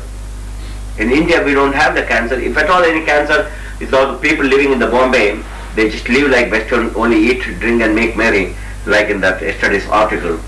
They go to high towers to eat for 8 hours and slow service and lots of food and sit and smoke and drink and eat and body is loaded with poisons, unable to eliminate this. Day after day, this high living and simple thinking. You know, the high upper class people in the West, they got high living and simple things called upper class. In India it is different. We think of simple living and high thinking. So don't go into high living and simple thinking, that's thinking, all those presidents and the prime ministers, and they're all simple thinking only. They just want to see their small castles and houses and all built. Even this must be living, some kind of lord must be living here in this building. Now it's been monastery there. It was owned by some other British lords. Now it's converted into monastery. Before no one could come here. It's only for what purpose this use? For hunting and eating and sleeping. And just change it into monastery. At least now we have to do some positive life coming up. So think of this. The moment you take any food, think of it. It must be elimination. Elimination comes next. If your elimination is poor, you are subject to every type of disease and the bodily cells accelerates with death. So don't think of only eating food, and especially high protein. You are going to get into trouble with the kidney problem and again protein, cholesterol, which your liver cannot break down. The liver is a chemical factory and it can find many bile salts or detergents to filter out, to make it water soluble. so that you can eliminate the poison. For example, if there's oil in my hand, if I put it under water, under the tap, I won't get the oil off. But if I want to get the oil off, I have to put some soap or detergent to break the oil molecule, and then it becomes water soluble. The same thing your liver does. Many poisons, the liver can find some detergent and make it water soluble, so kidneys can filter it out. But cholesterol, uric acid, this is also another nitrogen compound, uric acid, both are not water soluble, and liver has got no way to make it water soluble. There's no detergent for it. So naturally, when it cannot break down into water soluble molecule, there's no way you can filter it out. So once that uric acid and the cholesterol gone, only two things your body can just dump. Like the garbage man is not coming to take the garbage out, so you just dump it where? In the front yard or in the backyard. And that's the only yard it can find is joints. There the uric acid crystals, the tiny needles, goes into the joints, you call gouts, arthritis. It goes in the artery walls get slowly occluded, and narrower, no more blood can pass. Then you can get a stroke. Artery walls are clogged in the brain, or if it clogs the coronary arteries, you call heart attack. So why you get all the high blood pressure, heart attack and stroke and new cancer? Because your liver is unable to eliminate. To make it worse, that cherry, you said yesterday, cherry, British drink cherry? It's a cherry. The drink called cherry. Sherry. Sherry. Sherry. Is a cherry? It's S-H-E-R-R-Y. Yeah, sherry. I said cherry. Okay. Sherry. Well, you may drink even little sherry or wine or alcohol or beer. Even smallest amount of alcohol can destroy this liver. Liver cells, one thing liver cell cannot accept is alcohol. Literally it kills the liver cells and then replaced by fat cells, because beautiful fatty cell will be there. So the chemical factor has been destroyed, overworked by high protein diet and the other poisons, and now it's been destroyed by alcohol, and naturally kidneys cannot function with this type of overworking. Kidney failure takes place. Third major disease of the West is the kidney problem. So heart, after the heart comes the liver, after the liver comes the kidneys. These three major organs are destroyed, catabolic process, and by that time the cells have been loaded with poison, and then cancer takes place in different parts. And this is called high living and simple thinking. And this is called civilization. So change your attitude. That's what this type of vacation is. Simple living, but your thinking is always in higher level. You got meditation, philosophy, you know how to take care of the body.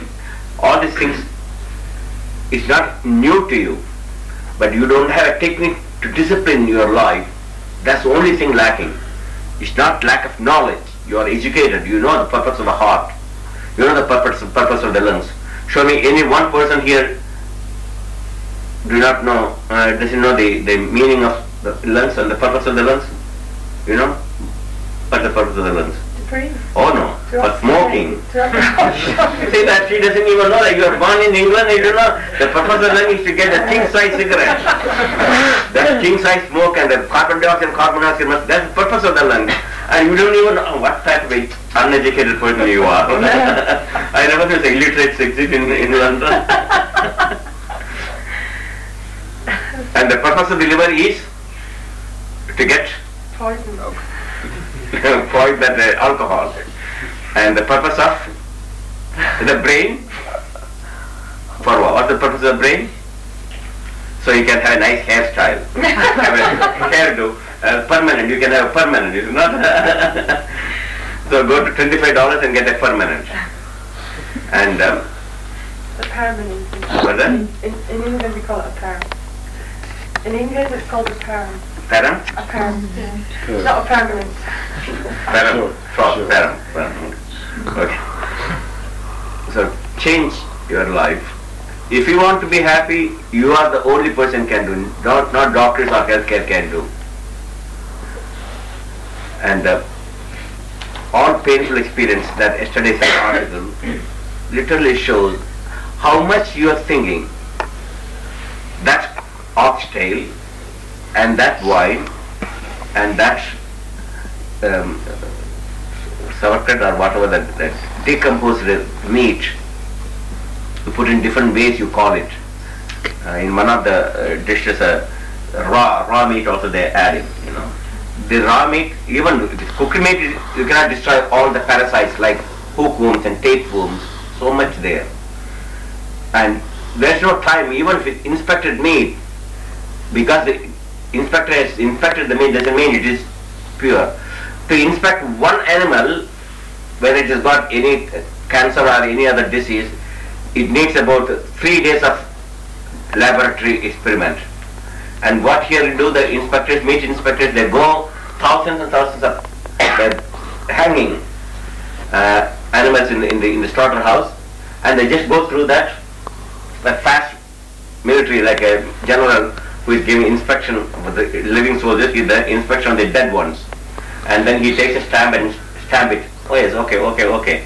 And they found out even that stamp they're using, the dye itself is a carcinogen, it brings cancer. So the meat inspector went to a restaurant. Here you call restaurant in England? Kind of. Eh? Kind of. So the meat inspector went to a restaurant to eat and ordered a vegetarian salad and vegetarian thing. A lady was sitting there was so surprised. She is also vegetarian. I got to say, sir, you are a vegetarian? The meat inspector said, no, I am not a vegetarian. I am a meat inspector. I see what is happening there, you see. I won't eat that meat. What I inspect every day. So the major health problem or the best is the cost meat. From the cancer to the high blood pressure, you name it. And vegetarian, you have no problem. Now if people also blame, even just take a simple example, the teeth. You blame sugar for the problem, the cavity, is it not? I was born and brought up in a vegetarian family.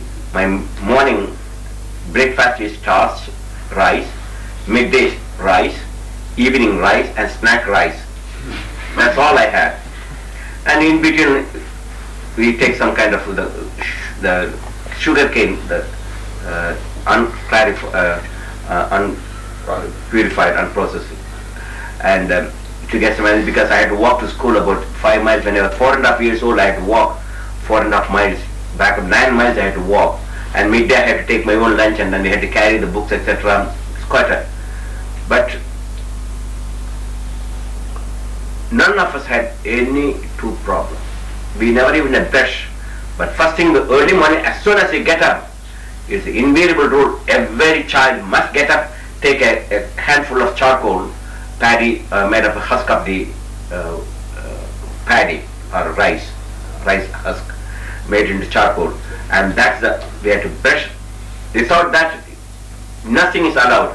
As soon as child wakes up, immediately brush the teeth and gargle, and then each meal we have to gargle our mouth. And none of the children, we never even seen a dentist in our life. If there's a dentist is about 200 miles away from the village, and we had to hitchhike about 20 days. And when you have a tooth problem, you have to walk 20 days. And then when you go there, you don't have money to pay for the dentist. That's only rich people can afford. So there is no way you can see a dentist. But even now, we just Trivandrum, we got an ashram. We opened nearby all poor children. We got a small school for them. Not one they're all poor children. They all only eat rice. That's all their thing. Not one has got any dental problem. Here we are spending so much alarming. Yesterday I heard that Gary's daughter has got 6 cavities. I had a surprise. And you blame it's all sugar. It is not sugar, because the brushing and the cleaning and the gargling, this is the main thing. Plus, in your country, meat is more predominant. Any starch goes into the mouth, the saliva is there first to convert that starch into sugar. And that means water soluble. Starch is not water soluble. Saliva combines with the starch and makes it into sugar. And you are continuously having saliva formation, so you are swallowing this sugar. So there cannot be any residue of this sugar as you consider. But you take protein, you are eating that hot dogs and hamburgers, and you don't gargle your mouth afterwards. What happens? That goes to the, and it decomposes there. You are blaming the sugar. It's not the sugar is the cause. The decomposition of the tiny meat particles, and that breeds up. And that's the major cause of the problem. Anyhow, what I'm trying to convey to you is, your health is in your hand. You are educated. You don't need all these talks. You already know. What you need is a technique to discipline your life. You know smoking is bad, but what else you can do?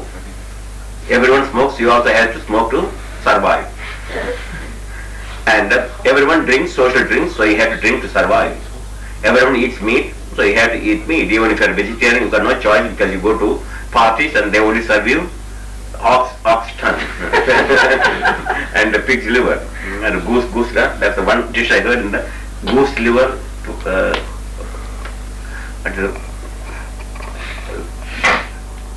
Chocolate coated ants, bird's nest soup.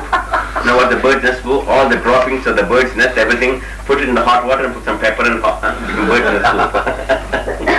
Well, that's the situation. So change your life. Moment you go to the dinner table, ask this question: what is the situation? Elimination. And if the high protein means you cannot eliminate because you cannot store the food, and meat is very hard to digest. And that's when the hair is a protein. But you make a hair sandwich this evening and this morning for hair soup. In the breakfast there'll be hair soup and hair sandwich, okay? It doesn't work. That's why you have to use tenderizers and the decay in the meat called aging the meat or ripening the meat. What do you call in England? Ripening the meat or aging the meat? To keep the meat, you don't eat a fresh meat. You have to keep the meat several days before. Ripening the meat? Ripening? What's that?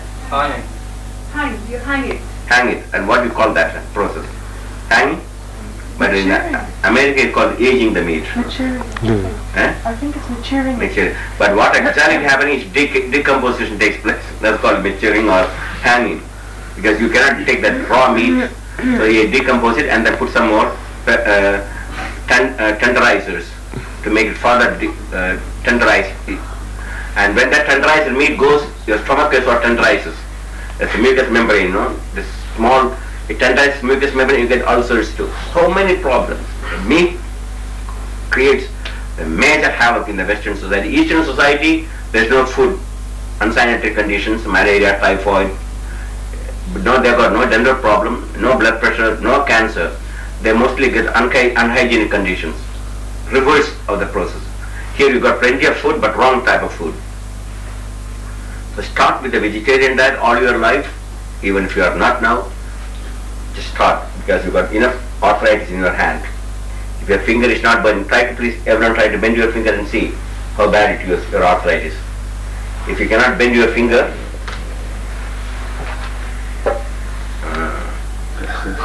Put your fingers low. come here, I'll show you, come here. Frost trousers. Look at his finger. Look at this. It's like a piece of metal. You see? Look at that piece of metal. It does not. You bend my finger. Might be different. Just a different. Just a different. Look at this. Look at the hard surface here. The joints are hard, And look at my joint, just touch and see that there's no sediments there, you see? Now, why? Can you see that? Yeah. And if the finger goes straight like that, without bending, see, your finger goes straight like this. And see here? And there's the beginning of the arthritis, and another 10 years, you'll be sitting like that. Have you seen an arthritis? He wouldn't believe it. He doesn't believe it? No. It's building up. It's not arthritis you get all at once. I take a pinch of salt and put it in this water, what happened to salt? Disappears, is it not? That means you can't see the salt, that means no salt, is it not? You see? There's no salt because I can't see anything. And you put more salt, disappears. And eventually, you see salt. When you can see the salt? Saturation level. So the pain will come only in the saturation level when it becomes extremely. So you are not having the pain doesn't mean you don't have arthritis. If the finger is stiff, you are already building up. And then one day you will have, hands will be like that. Have you seen arthritic hands? With the big, that's the thing which your liver is unable to break it down and goes joints. So if there is stiffness in your finger, rest assured your arteries also occluded to different degrees. Some of the arteries occlude half, come 3/4, some complete. That means that person lying somewhere in the grave. So that occlusion of the arteries also is not taking place all at once. Little everyday sediments are accumulating the artery walls, and artery walls are getting harder and harder, and it lost its flexibility, and there's no more blood can pass. This all because of the meat. Now, pain is necessary or not? Without pain, you will never know what's wrong with your body. I was driving a car, my Mercedes. I saw a red light in my dashboard. I looked. Red light says oil pressure is low. And suddenly I saw another red light. The battery is not charging. Third red light came. Gasoline is low. Petrol is little. Another red light came. The cooling system is not working. Engine is getting hot. So many red lights came. I am a good mechanic. I can do all this, solve this problem. I keep one tool in my gloves compartment. I opened it and took. The name of the tool is called hammer. And I broke all the red lights. See? Everything is happy now. I can drive now. No more red light. Problem solved. That's what. Whenever you get pain, is a warning. This only body can inform you something is wrong. And when you get headache, you think the answer is aspirin. But that means you broke the red light. When you get arthritic pain, you went to doctor, I don't have no pain yesterday, today I got pain. Oh, is it so? So he gives pain relievers or cortisone and further creates problem. So pain is a warning. Whenever you get pain, never try to break the pain. Try to find the cause. And the best way to find any cause, even if you do not know any cause, you can do one thing whenever you get pain. You know what?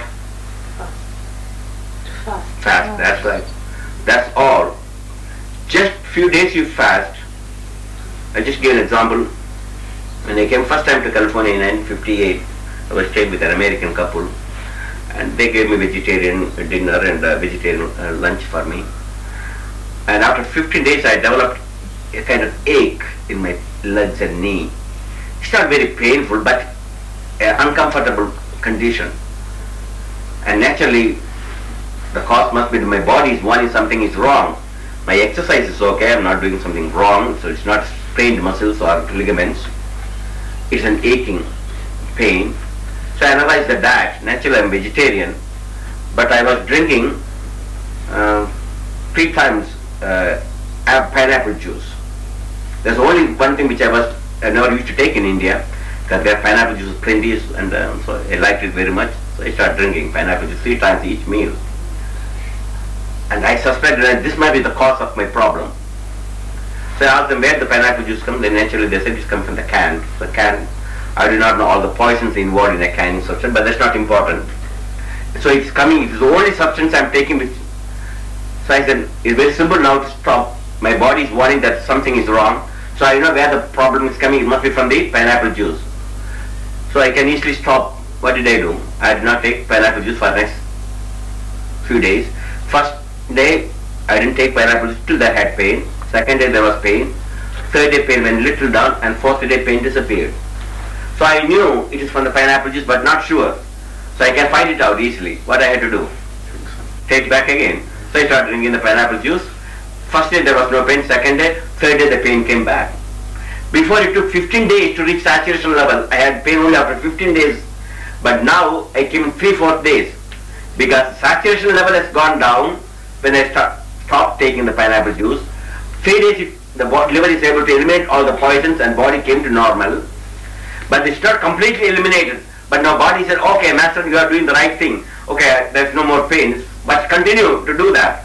The moment I started taking within 3 days, I'm back again saturation level. See how, if that pain, if I didn't have that pain, my body will be loaded with poison. Because I would not know. I would know that what is happening there. That's the situation. So think, any pain comes, any form, is a warning. And the best way to go fast and to change your eating pattern afterwards and breathe more and increase the elimination process through asana. Asana help you to eliminate the poison substances by increasing circulation. As you start moving, more poison is brought out and you are already fasting or taking only limited diet, and so the liver can and kidneys can easily throw it out. So that is the conclusion of this morning talk. The meditation also should be the part of your life for healthy sake, for health sake as well as for to reduce the catabolic process. So also the diet, so also relaxation, so also exercise. If you combine all these 5 things, then and then alone you get holistic health. If you are only taking health somewhere, meditation somewhere, then you don't get the full benefit. Yoga is the complete living. So 5 points I prescribe: proper exercise, proper breathing, proper relaxation, proper food, positive thinking, meditation. These 5 points described in our new book with all the color pictures. And so try to get a copy. That's a commercial. And send a gift to all your friends. If you really love your friends and relatives, just send a copy. The best gift you can give to them. Okay, don't send a Christmas some diamond ring or a postcard. Send a book, yoga book to them. You know, they may not read, but once they get pain, they should open the pictures. The picture itself will stimulate them. You know, the visualization is more important. Before lectures, they don't have the time to hear.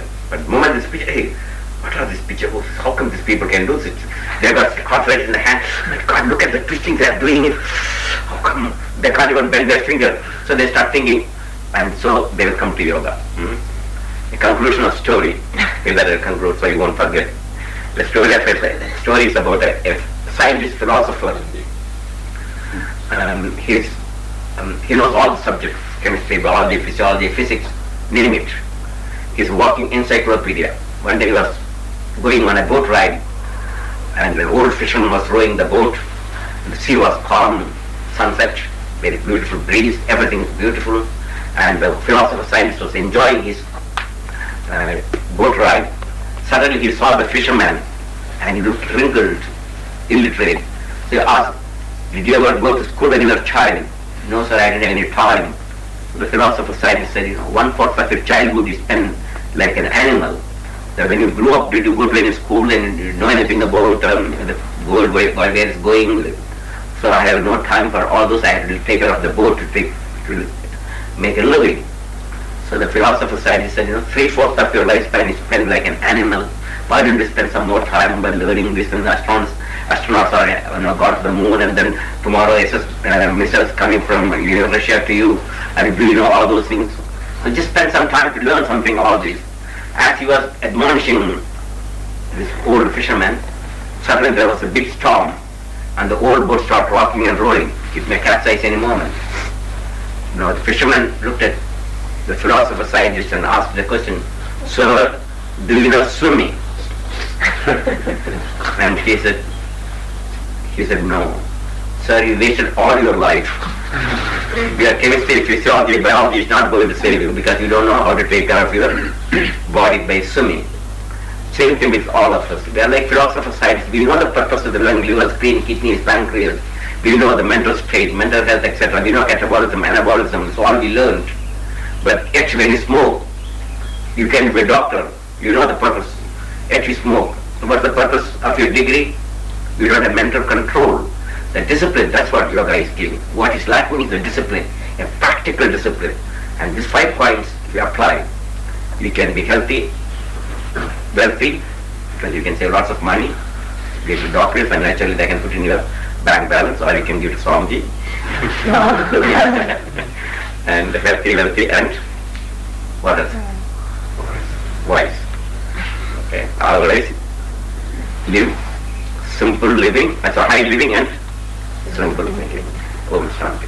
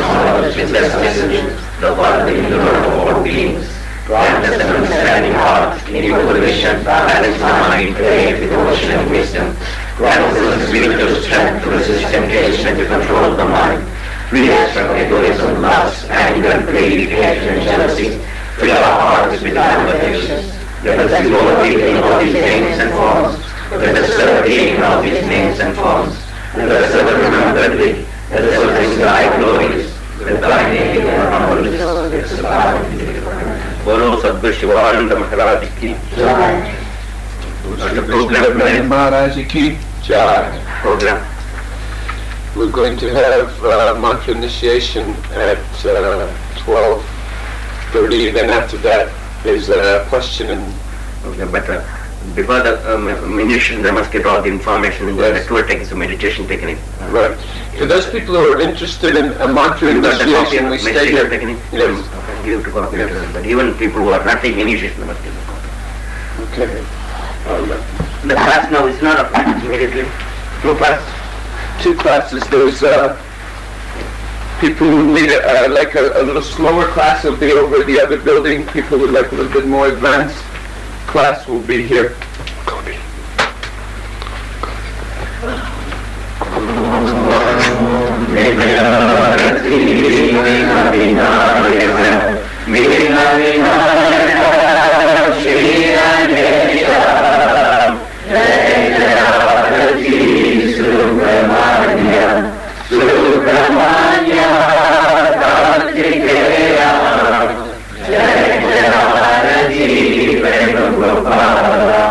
Jai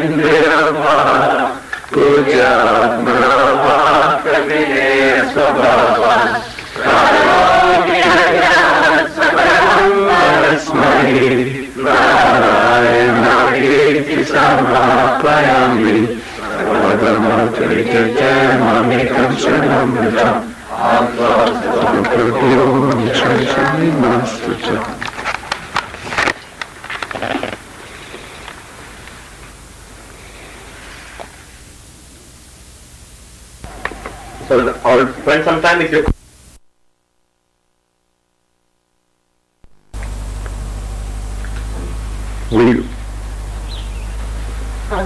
What do you mean he's going to write it down? He said that he needs to. Oh, sometime they have to write down the mantra. Yeah, maybe he has to write down the name. Right, we'll have some paper. You want to do Don't it? forget. Yes. Yeah, all right. Where do we have some? We've got it here now. In the Yes. kitchen, probably in this retreat file. It's on the Can you bring some table. You can tell me, I don't know what it You're is. going in the kitchen now? Yes, Okay, you know that there's a file, blue file, folder. yes, It's got retreat written on it. yes. Inside there's blank paper or I cloth. got the pen. I have a pen. Oh, you see, it's recording. See, it's recording, and I didn't touch anything.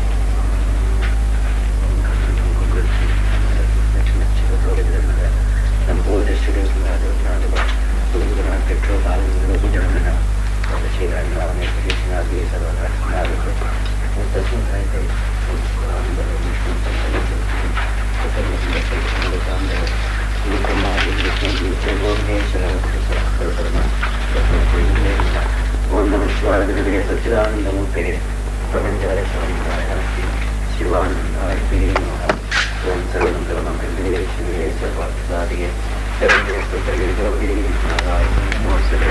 Pranadhanadhinathe Parishranaprayini Sarvasyātikare Devi Narayani Namostave Sarvasarvane Sarveshri Sarvashiktasimhade Sarvasatmadevi Surke Devi Namostave Rogana Shikara Surjika Sarvadanam Sarvarapita Sarvasidanam Sarvanam Sarvanam Tayami Sarvadhanam Sarvasyātikare Sarvasarvane Devi Namostave Om Chandagaram Vijayanam Bhaktinātham Sudesham Vishwadharam Nagavanam Sivaram Lakshmi-kānam Kavananam Yogavijanam Vandekasham Bhavaram Sarvavriyanam Mevishyam Vivadoshirevasam Shivatsangaram Gavasbodhavasaram Punyādēram Pundarīgādātram Vishnam Mantē Sarvalokeganādam Kajamvijakram Sakiritakundalam Savidavastam Sarasirvigakshanam Saharavatrastarajivasvam Namāmi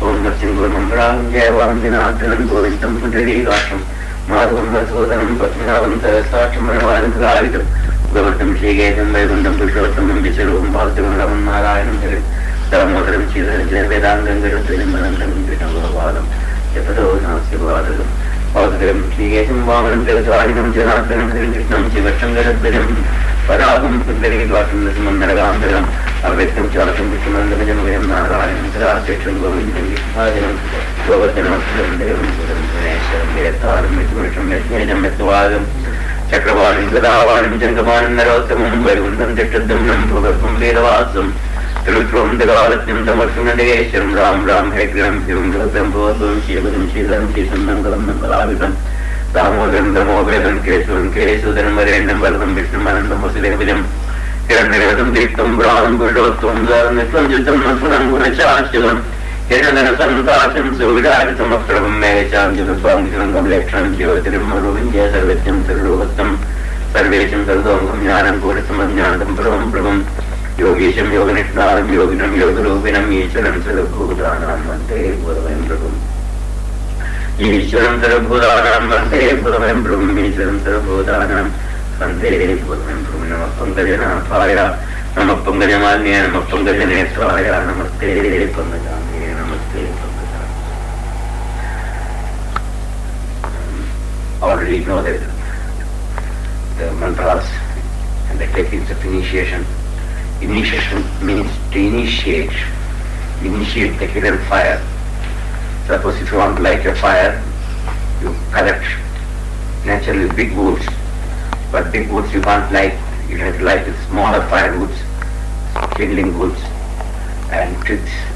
And when you light that kindling woods and twigs to initiate the fire, that will catch the bigger, little bigger firewood, and then little bigger will make it little bigger ones. Eventually the biggest one will catch fire and will become a big. Same thing, initiation is just lighting a fire. The hidden fire is within you.